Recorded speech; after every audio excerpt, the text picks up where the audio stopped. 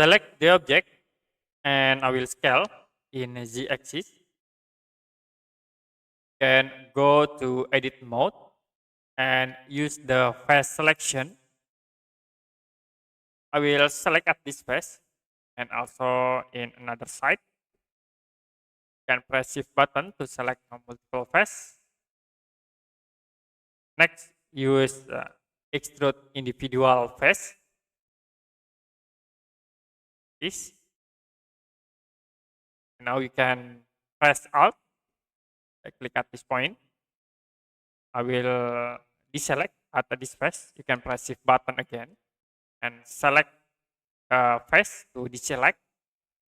Now we extrude again with individual face.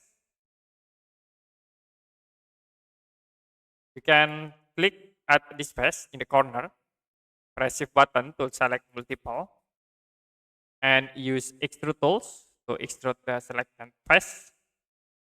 Extrude again,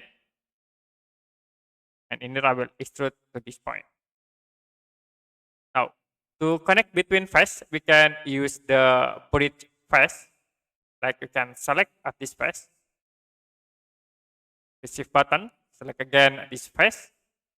Now you can right click and then choose bridge face to connect between face. So we select again from this face here. Right click, choose bridge face.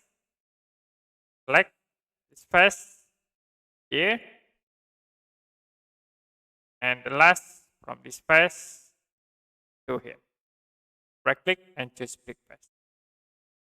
So that's it for the simple 3D modeling to create low poly table.